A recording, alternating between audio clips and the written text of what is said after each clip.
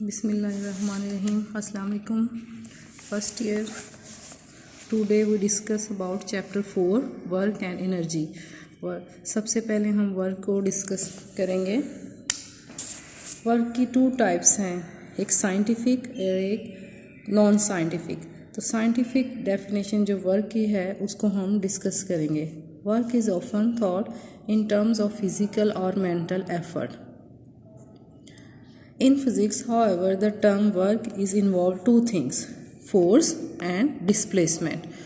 We shall begin with a simple situation in which work is done by constant force. तो physics में force और displacement 2 चीज़ें होंगी तो वर्क होगा हमारे पास। आज हम डिस्कस करेंगे work done bye constant force, कि वर्क होगा लेकिन कांस्टेंट फोर्स की वजह से होगा। Let us consider an object which is being pulled by constant force F at an angle theta to the direction of motion. The force displaces the object from position A to B through a displacement D. ये देखिए हमारे पास एक object है, ये body है ए, उसको कोई person जो है उस पर फोर्स एफ एक्सर्ट कर रहा है। ये फोर्स डिस्प्लेसमेंट के साथ एंगल थीटा बना रही है और ये हमारे पास इस डायरेक्शन में डिस्प्लेसमेंट है। We define work done by the force F as the scalar product of force and displacement. तो वर्क को हम कैसे डिफाइन करेंगे, एफ डॉट डी, कि फोर्स और डिस्प्लेसमेंट दोनों का स्केलर प्रोडक्ट होगा। और इसको जब हम लिखेंगे तो एफ डी कॉस थीटा, और इसको हम इस तरह से भी लिख सकते हैं कि एफ कॉस थीटा को अलग लिख लें और डी को अलग लिख लें। The quantity F cos theta is a component of the force in the direction of the displacement D. तो ये एफ जो फोर्स है इसका वो कंपोनेंट है जो डिस्प्लेसमेंट की डायरेक्शन में है। फोर्स को अगर हम 2 कंपोनेंट्स में रिजॉल्व करें तो हम देखते हैं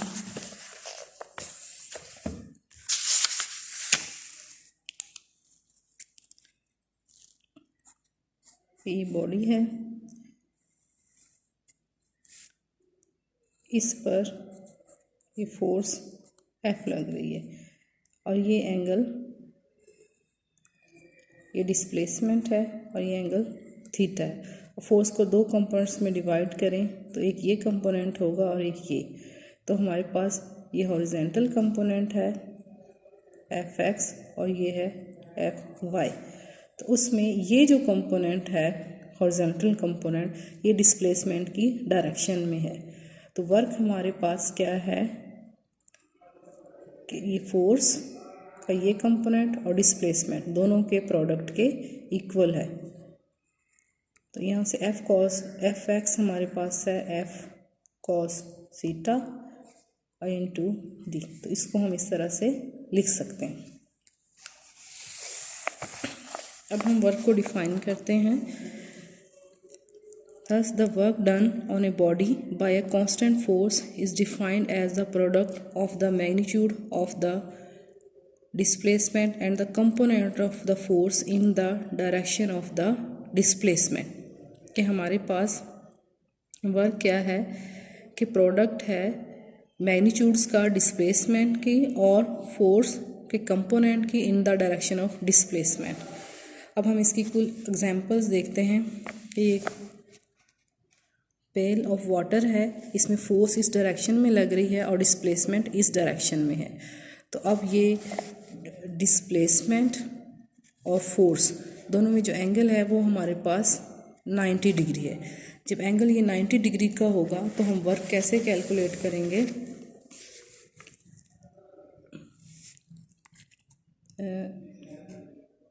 work equal to F dot D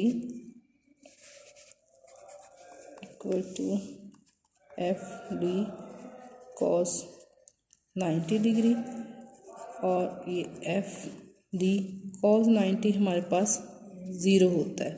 तो वर्क हमारे पास आ जाएगा 0।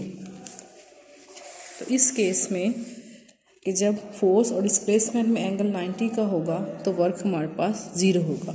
अब ये सेकंड एग्जांपल है कि कोई पर्सन है वो वॉल पे फोर्स एक्सर्ट कर रहा है। अब फोर्स अप्लाई हो रही है लेकिन इसमें डिस्प्लेसमेंट हमारे पास ज़ीरो है। तो जब डिस्प्लेसमेंट ज़ीरो होगा तो अगेन वर्क हमारे पास ज़ीरो हो जाएगा। When a constant force acts through a distance d, the event can be plotted on a simple graph। जब हमारे पास फोर्स कांस्टेंट हो और कोई बॉडी डिस्प्लेसमेंट d कवर करे तो हमारे पास अंडर कांस्टेंट फोर्स वर्क की ग्राफिकल ये ग्राफ बनेगा हमारे पास। The distance is normally plotted along x-axis and the force along y-axis। इसमें हम डिस्टेंस को ले रहे हैं x-axis पे और फोर्स को y-axis पे। In this case, as the force does not vary, the graph will be a horizontal straight line। कि फोर्स हमारे पास जितनी भी थी वो कांस्टेंट थी, फोर्स वेरी नहीं कर रही है तो ग्राफ हमारे पास एक स्ट्रेट लाइन आएगी। If the constant force and the displacement are in same direction, then the work done is FD joules। तो वर्क किस में होगा? जाउल्स में। फोर्स न्यूटन में होगी और डिस्प्लेसमेंट मीटर में होगा, तो न्यूटन मीटर हमारे पास होगा joule. Clearly shaded area in figure is also FD। अब हमारे पास ये स्ट्रेट लाइन बनी है, तो ये डिस्प्लेसमेंट है, ये फोर्स है, इन दोनों का प्रोडक्ट हमें वर्क दे रहा है इन joules।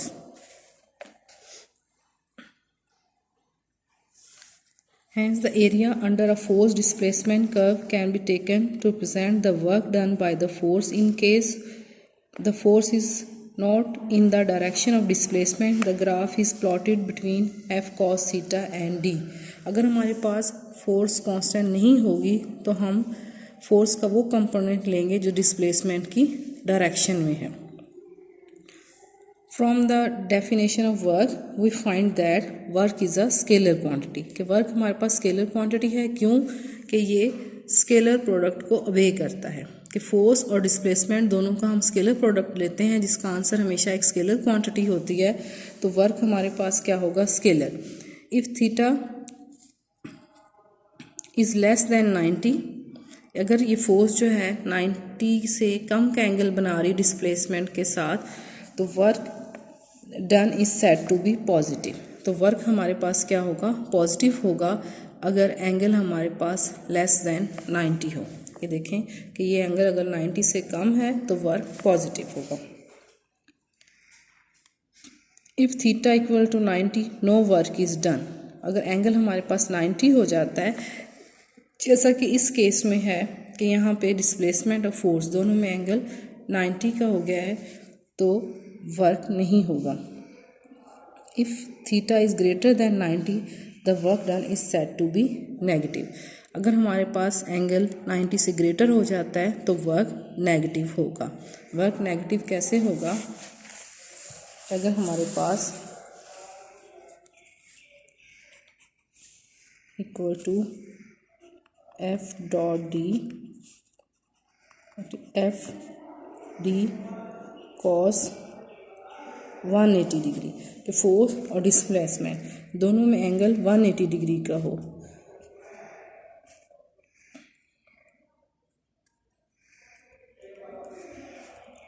ये फोर्स है और ये डिस्प्लेसमेंट, तो हम लिखेंगे वर्क इक्वल टू कॉस 180 -1 के इक्वल है, तो माइनस FD, तो वर्क हमारे पास नेगेटिव होगा।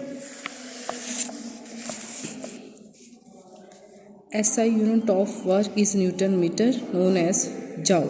तो वर्क के जो यूनिट्स हैं हमारे पास वो हैं जाउल।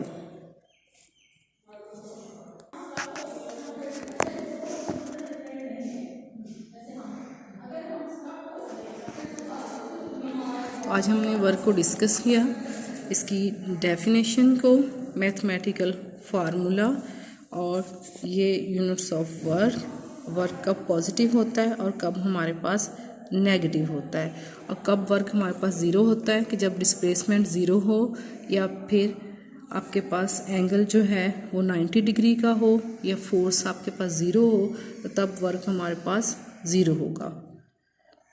और जब एंगल हमारे पास लेस देन 90 का होगा तो वर्क पॉजिटिव होगा, और जब एंगल ग्रेटर देन 90 का होगा तो वर्क नेगेटिव होगा।